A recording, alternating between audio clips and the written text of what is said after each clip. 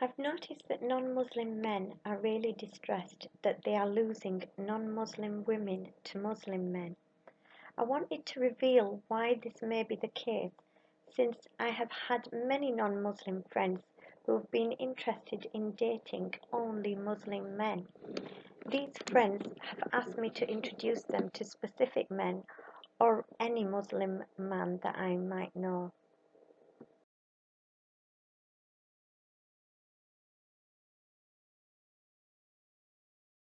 I truly understand any distress non-Muslim men may experience, but you need to realize where you are going wrong. I truly care about all people, Muslim or non-Muslims. I may call people bitches now and again, but hey, no one's perfect. May Allah forgive me.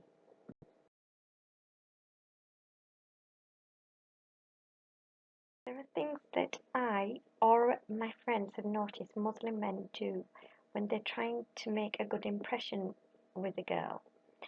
Obviously, this is quite general, and there are always exceptions to the rule. They give gifts and they show a lot of generosity. They pay for meals out, and they actually insist that they pay the whole bill.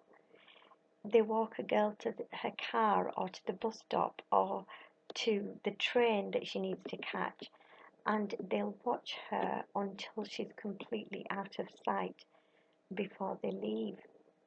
They'll reduce a girl's workload, be her personal taxi service, for example.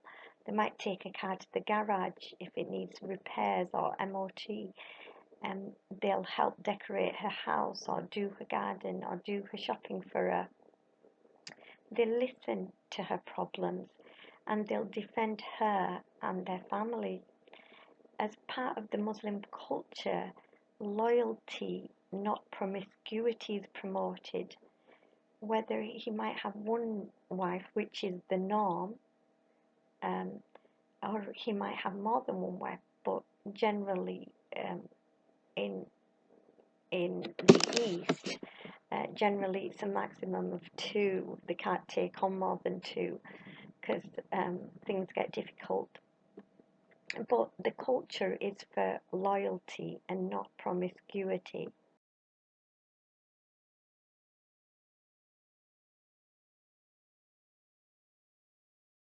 So let's compare that with the non-Muslims. What my girlfriends have found is that they don't seem to focus on a particular girl. They might get distracted by other girls. So one girl is not the focus of their attention. There's no loyalty. If they go out for a meal, they want to share the cost of the meal. They want to go halves. They don't bother walking a girl to her car, to the bus stop, etc. And guys, you will know the truth about what you tend to do. You don't need me to tell you. Also, non-Muslims seem more self-obsessed with their own lives and their own problems. They haven't got the time or the inclination to do anything for their female companions. Instead, they want the companion to do the things for them. And they would also rather watch football or TV rather than listen to their companion's problems. They tend to get drunk, drugged, and they're not in a position then to defend their companion in any situation. The entire culture is a culture of promiscuity, which is, and this promiscuity is violently defended. You get speakers like Tommy criticizing Islam and criticizing Sharia because they are so afraid of adultery being punished. But why would you want to be an adulterer? Why would you promote adultery in the first place? If you want to go off with somebody else, just divorce and go off with somebody else.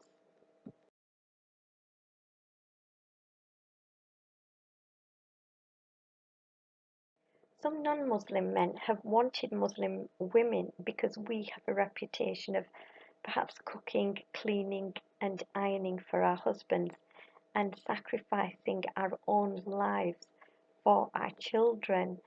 Perhaps we might never marry again if we've got children because we're so focused on children and not going out partying.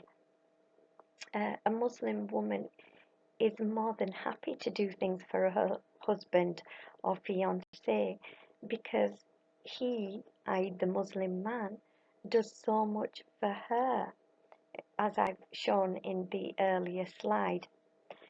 A non-Muslim who doesn't know his obligations will never get the respect from a Muslim woman unless he realizes what it means to be a man and to be responsible for the family and the children.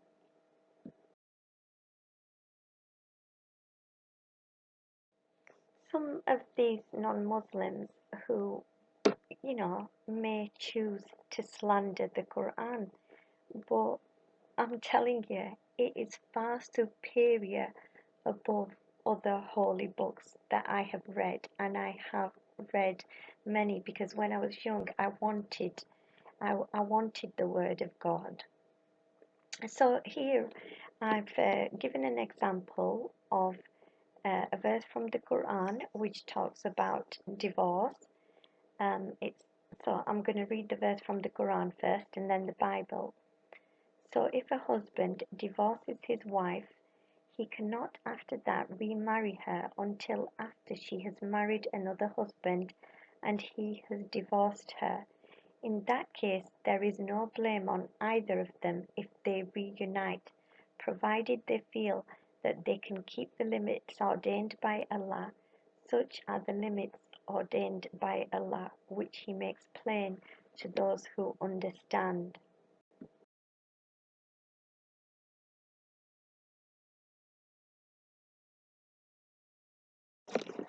I do respect all holy scriptures. Praise be to Allah that I do. And it's with respect that I'm going to read Deuteronomy. When a man hath taken a wife and married her, and it come to pass that she find no favour in his eyes, because he hath found some uncleanness in her, then let him write her a bill of divorcement, and give it in her hand, and send her out of his house.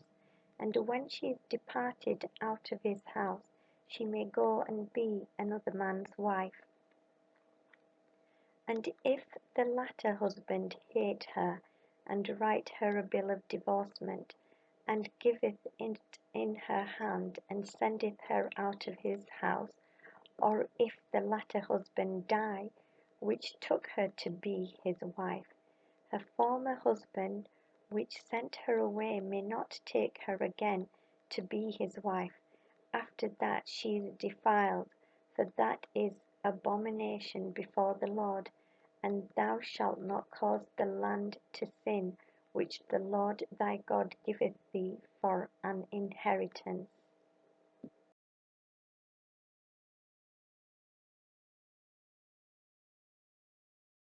So, to summarize, the Quran states that a husband cannot remarry a woman after divorcing her until she has married another husband and she has been divorced by him. The Bible states a husband cannot remarry a woman after divorcing her if she marries and is divorced by someone else, as she is defiled. So I don't know how men perceive this, but to a woman like myself, the Quran shows superiority in justice, since it suggests that I, as a woman, do not become dirty or defiled or unclean by marrying another man. And I'm going to emphasize that I'm not unclean if I marry someone else and I'm divorced. Perhaps it also suggests that it's not always the woman's fault if she is divorced, and it doesn't necessarily mean that I'm a dirty, unclean woman just because a man has passed that judgment on me. The Quranic verse also ensures men think long and hard before they agree to divorce, a woman, because they will not be able to take their ex-wife back until she has married someone else. It makes them think, can they deal with their ex-wife sharing a bed with someone else? If they can't, then they should keep her and not divorce her. The Quranic verse is not hypocritically biased towards men, but I'm sorry, I feel that the biblical verse is biased in the favor of men. And this demonstrates to me that the Quran is written by the Almighty in an unbiased manner, and the Bible has been changed by men.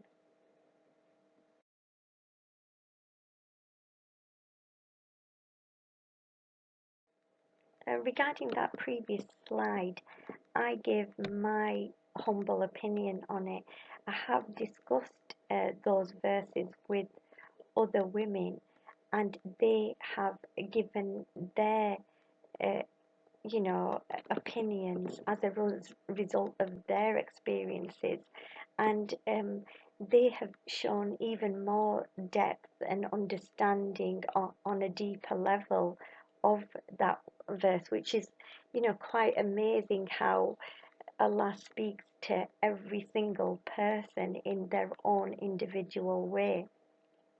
Um, so, in my opinion, such superior, unbiased wisdom is all over the Quran, and I do feel it enrages, you know, people who are haters of truth.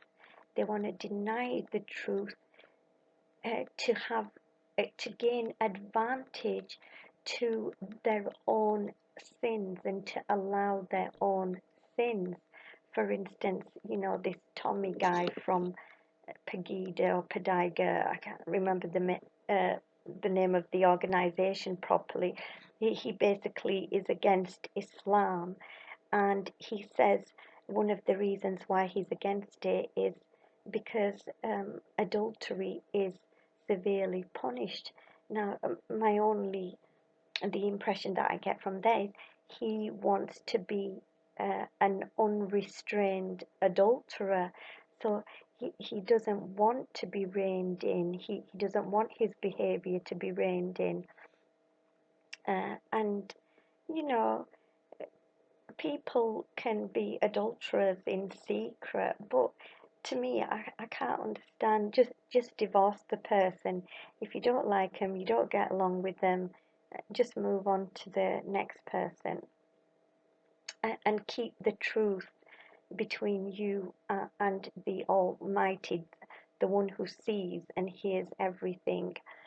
Um, so such people like Tommy, they show small snippets telling um, snippets of the Quran which tell the believers to fight in defense against those who fight us. And they'll say, oh, look, the Quran is promoting death and killing. But it's his own rejection of truth and justice and fairness that is getting um, in his way and affecting his thinking.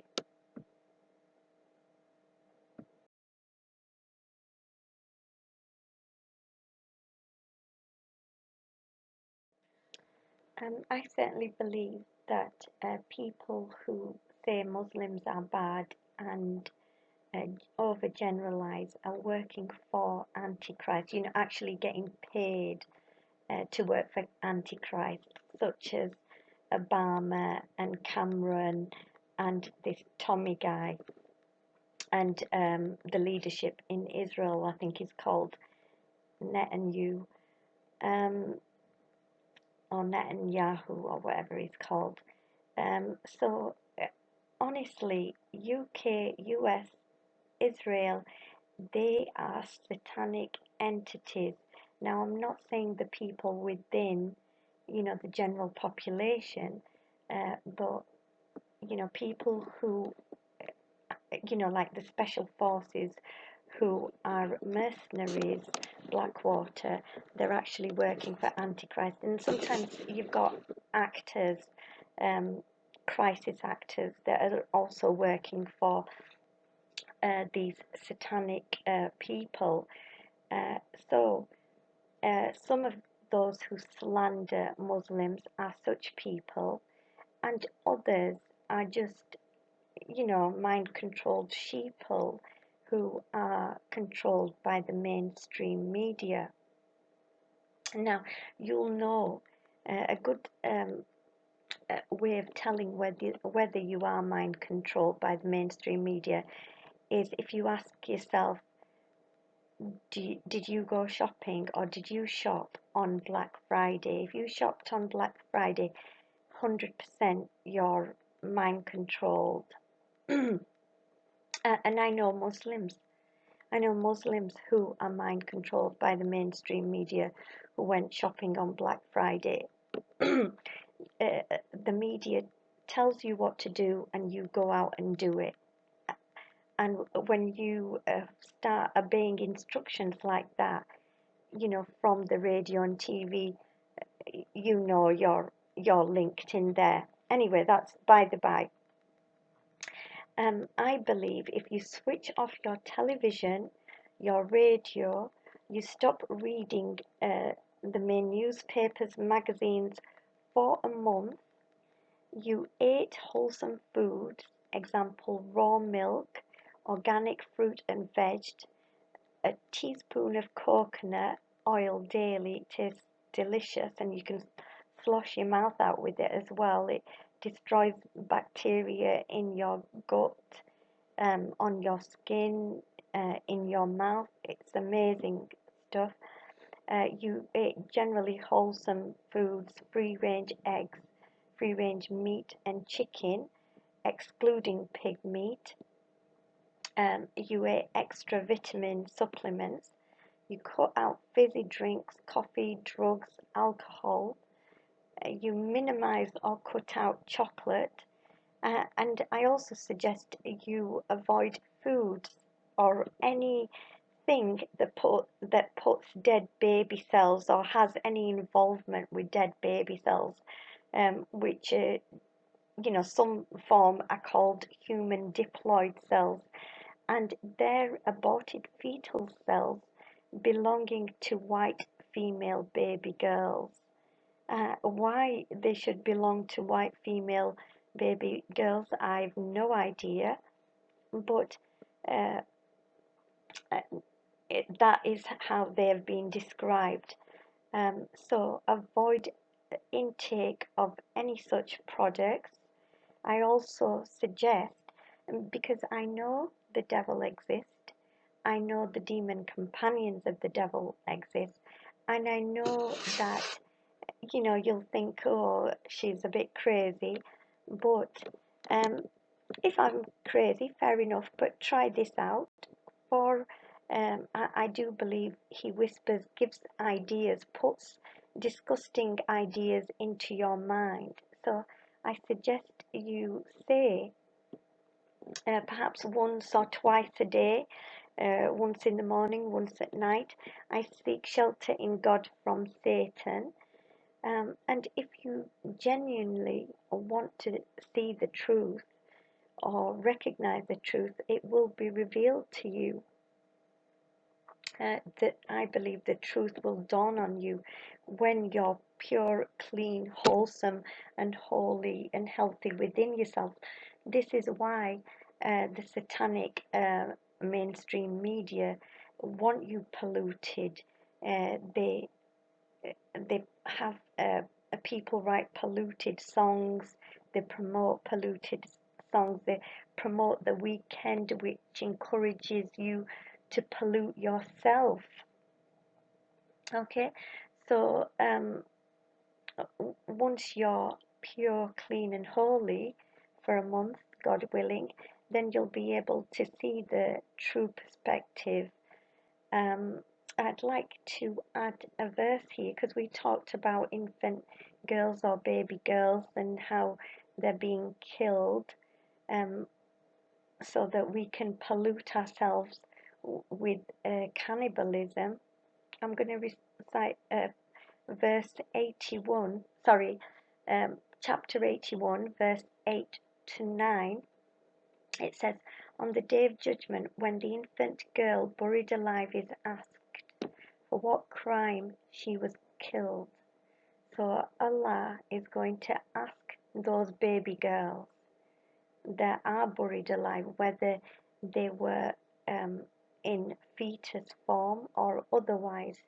He is able to, and he will ask, what crime did you commit?